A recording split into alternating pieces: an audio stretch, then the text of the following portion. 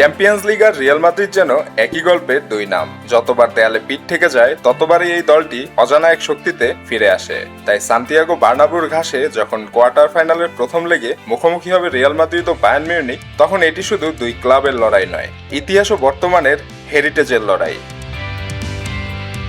Bayern এই মুহূর্তে ইউরোপের সবচেয়ে ছন্দে থাকা দলগুলোর একটি। গত জানুয়ারি থেকে টানা 14 ম্যাচে অপরাজিত। শেষ 16তে আতালান্টাকে 2 লেগ মিলিয়ে 10-2 গোলে বিধ্বস্ত করে আত্মবিশ্বাসের তুঙ্গে বায়ার্ন। অন্যদিকে লা লিগায় মায়োর্কার কাছে হেরে পয়েন্ট টেবিলে পিছিয়ে পড়েছে রিয়াল। সমালোচনার মুখে কোচ আলভারো আরবেলোয়া। তবে ইউরোপের মঞ্চে এই দলটি যেন একেবারে অন্যরূপে আবির্ভূত হয়। আগের রাউন্ডে ম্যানচেস্টার সিটিকে বিদায় করে আবারও সেই বার্তাই দিয়েছে তারা।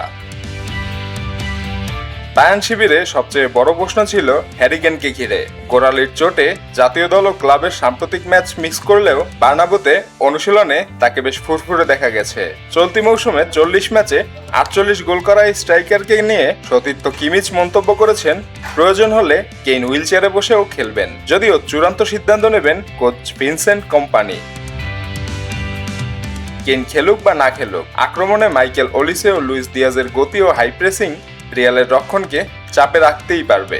তবে রিয়ালের আক্রমণ ভাগও কম ভয়ঙ্কর নয়। Kylian Mbappe, Vinicius junior, Jude Bellingham কিংবা সিটির বিপক্ষে হ্যাট্রিক করা ফেডেরিকো ভ্যালভার্ডে যে কোনো মুহূর্তে ম্যাচের গতিপথ পাল্টে দিতে পারেন। বায়ার্নের সম্মানসূচক প্রেসিডেন্ট উলি হোনেস তাই আগে থেকেই সতর্ক করেছেন, রিয়াল হয়তো সেরা ছন্দে নেই, কিন্তু অভিজ্ঞতায় তারা অতুলনীয়।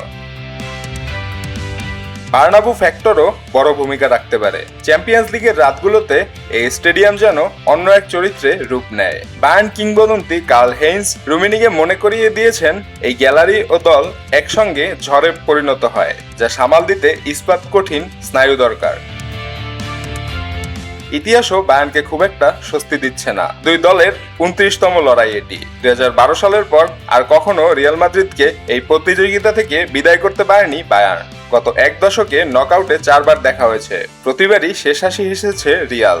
এমনকি বায়ার্নকে হারানোর পর প্রতিবারই শিরোপা জিতেছে তারা। 2018 সালে সবেন উলরিখার ভুল কিংবা 2024 সালে ম্যানুয়েল নয়ারের হাত ফসকে বের হয়ে যাওয়া হোসেলুর জোড়া গোল।